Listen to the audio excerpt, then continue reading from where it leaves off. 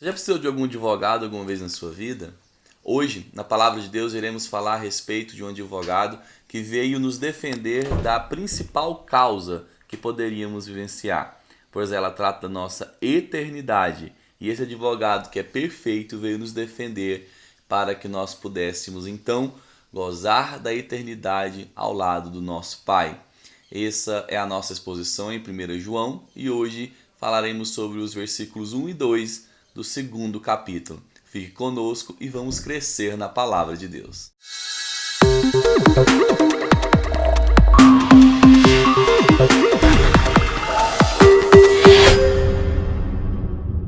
O amoroso e paternal apóstolo João começa esses versículos aqui no segundo capítulo dizendo o seguinte: Meus filhinhos, escrevo-lhes estas coisas para que vocês não pequem. Mas, se alguém pecar, temos advogado junto ao Pai, Jesus Cristo, o justo. Toda essa carta de João à igreja, ela é recheada de uma luta contra o pecado. O apóstolo João aqui nos traz duas questões muito importantes nessa sua primeira afirmação.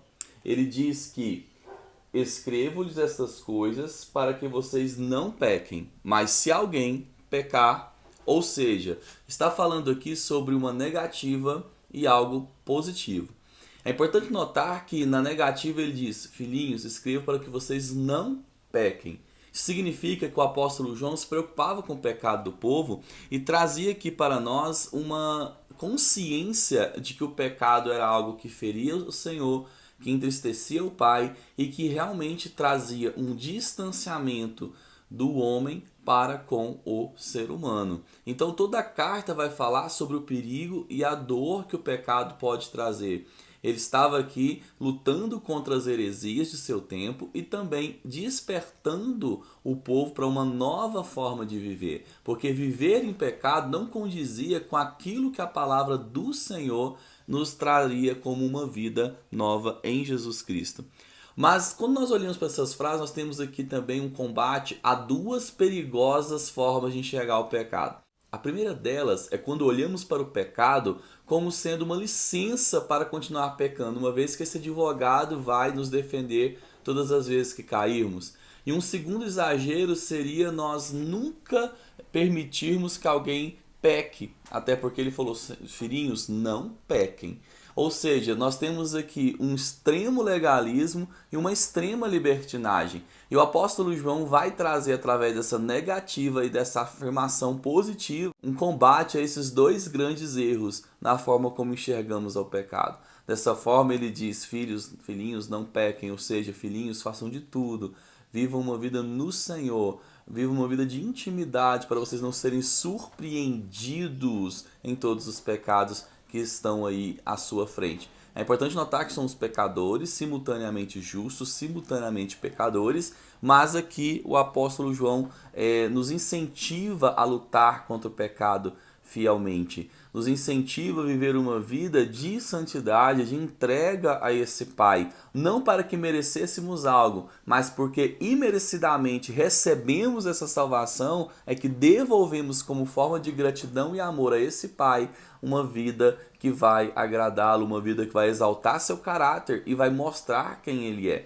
Portanto, nós vemos aqui nessa afirmação negativa um ódio ao pecado e um incentivo a uma santidade ativa. Mas ao mesmo tempo, nós vemos que se acontecer isso, e isso acontece, e quando acontece, lembrarmos que há um Jesus, um advogado pronto a nos defender. Isso nos livra de todo e qualquer legalismo, de pessoas que não entendem que outras caem, de pessoas que não conseguem aceitar os seus próprios erros, e isso fica claro para nós que o perfeccionismo não é algo que agrada o coração de Deus, até porque, como ele é impossível de ser vivido, aqueles que o perseguem, portanto, vivem uma vida religiosa de ignorar suas falhas ao invés de confessá-las no Senhor. Portanto, nós temos aqui esses dois extremos sendo combatidos.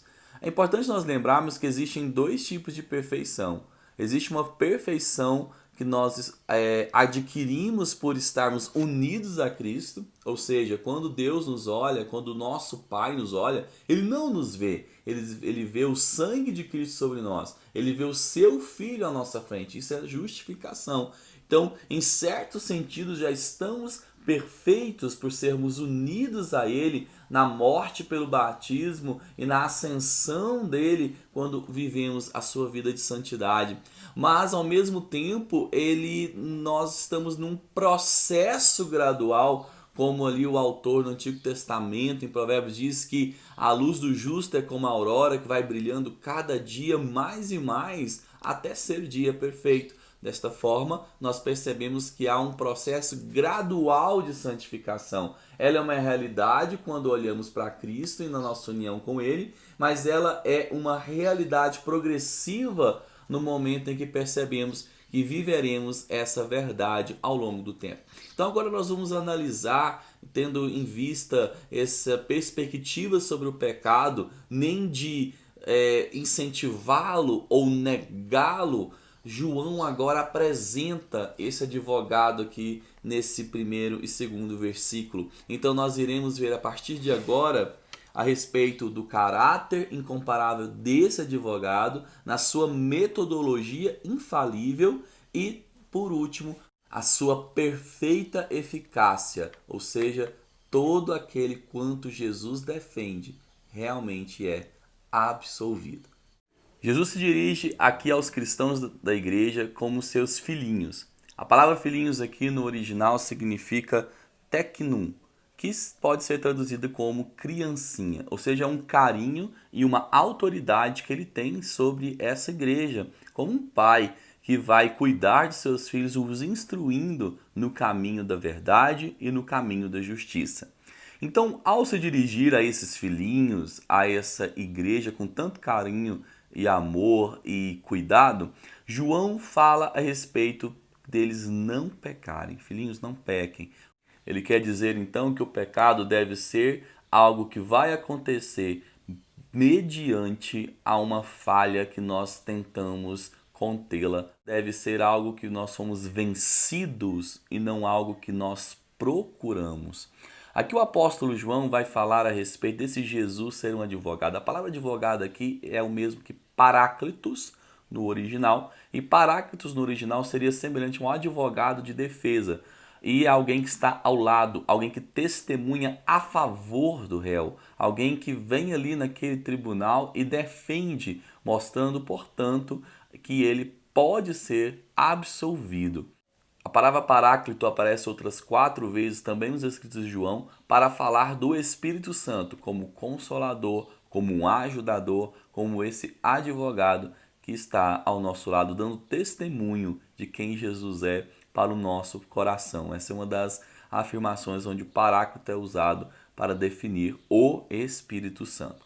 Mas Jesus sendo o nosso advogado, sendo o nosso paráclito, portanto, nós vamos ver que ele não é aquele apenas que nos defende, mas é um exemplo de caráter justo e perfeito para aqueles que ele defende. Dessa forma, nós entendemos que Jesus não é em nada parecido com algum advogado que porventura usa a lei de maneira errada, ou aceita subornos, ou faz de sua conduta uma conduta reprovável. Não que todos os advogados sejam assim, mas aqueles que são assim não se assemelham em nada com o advogado que Jesus Cristo é. Esse advogado pode ser imitado em todas as suas atitudes, em todas as suas falas, em toda a sua forma de proceder, porque esse advogado é perfeito. Além de ser perfeito para nos defender, ele é perfeito para nos inspirar, para nos dar um modelo de vida e de conduta. Uma das razões pelas quais, se não a mais importante, que Jesus pode ser o nosso advogado, é porque ele nunca foi encontrado em erro. Pela sua perfeição, ele pode defender aqueles que erraram. Entenda que aqui comigo esse Jesus, esse Paráclitos, ele nos defende diante do nosso Pai. Perceba que a figura de Deus Pai, ela sofre uma alteração para aqueles que nasceram de novo. Existem 2 tipos de pessoas nesse mundo. aquelas que nasceram de novo e aquelas que permanecem como criaturas criadas. As criaturas criadas enxergam ao Senhor como um verdadeiro juiz, mas aqueles que o recebem como Senhor e Salvador de sua vida, aqueles aos quais o Senhor cumpre o seu propósito, os chama eficazmente na pregação do Evangelho, esses se tornam, portanto, filhos de Deus. Então nós temos uma diferença de juiz para filho. O juiz, em última instância, pode ou não condenar. O pai, ele nos abraça, nos ensina e nos conduz pelo caminho da justiça. Esse Paráclito, portanto, esse Jesus Cristo que nos defende, irá nos levar e nos conduzir a uma vida maior e profunda em intimidade com o Senhor. E é interessante que o apóstolo João enfatiza o fato desse advogado ser Jesus, Filho de Deus, Cristo, o ungido e o justo, perfeito em conduta e caráter. Por isso, o perfeito advogado para nos conduzir nessa situação da nossa vida aqui. Agora, algo importante a gente entender é o método de Cristo ao nos defender. Porque enquanto os advogados terrenos e naturais nos defendem com base na nossa inocência, tentando provar isso, Jesus nos defende com base na nossa própria culpa. Ele não nos torna menos pecadores ao nos mostrar para o Pai, mas ele reivindica aquilo que ele fez por nós pecadores ao falar com o Pai. Ou seja, a nossa defesa não está baseada em nossos próprios méritos, mas nos méritos do que ele fez ali naquela cruz para nos salvar. Jesus, portanto, não veio dizer o quanto somos bons. Romanos 3:23 diz que todos pecaram e destituídos estão da glória de Deus. Ou seja, todo ser humano nasceu em pecado, reproduzindo aquele gene do mal, onde o nosso pai, Adão, fez com que essa situação se perpetuasse. Ou seja, nos erros dos nossos primeiros pais, de Adão e Eva, todos que nasceram depois disso se tornaram então pecadores, destituídos da glória de Deus. No tribunal de Deus não existem réus primários, existem apenas culpados. No tribunal de Deus, esse advogado, ele então revela quem ele é e por quem ele é, ele pode reivindicar quem que ele quer que nós sejamos. Esse advogado, ele trabalha em nosso favor através da sua própria entrega, nos levando de volta para o Pai, nos reconciliando todas as vezes em que caímos. Não devemos pecar, mas caso isso aconteça, esse advogado se levanta para nos defender. Portanto, não é a nossos méritos, não é a nossa perfeição, não é a nossa sinceridade, aqui eu abro um parênteses, porque a sinceridade é extremamente importante, como nós vimos na última lição, que aquele que confessa os seus pecados, ou seja, se confessarmos os nossos pecados, a sinceridade ela é muito importante, mas ela não é tudo, porque não basta nós falarmos quem somos e declararmos nossa culpa, mas devemos sim declarar quem Ele é e esperar que Ele deposite sobre nós a sua graça.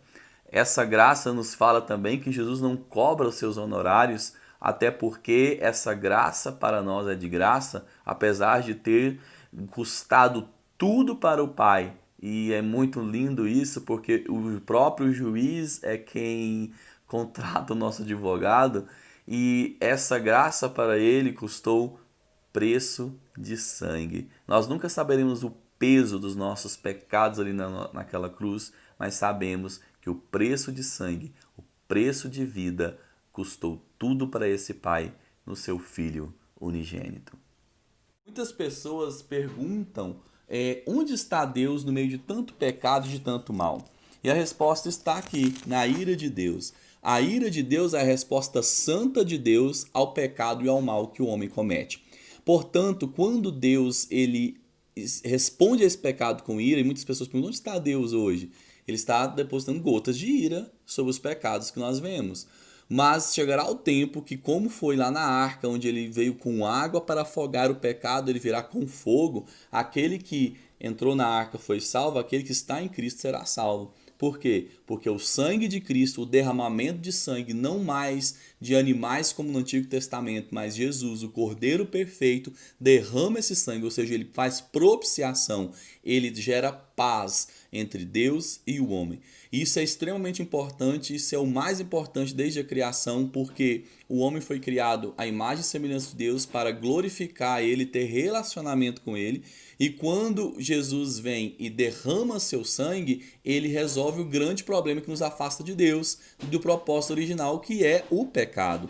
Então, quando Jesus faz propiciação por nós, o seu sangue nos livra desse mal, apazigua a Deus, e ele então faz a sua ira ser cessada. Deus não é um Deus caprichoso que exige sacrifícios como outros deuses, mas a sua ira é a resposta a todo o mal dessa terra, a todo o mal desse mundo aqui. O apóstolo João conclui falando sobre a extensão dessa propiciação, ou seja, a extensão dessa eficácia perfeita.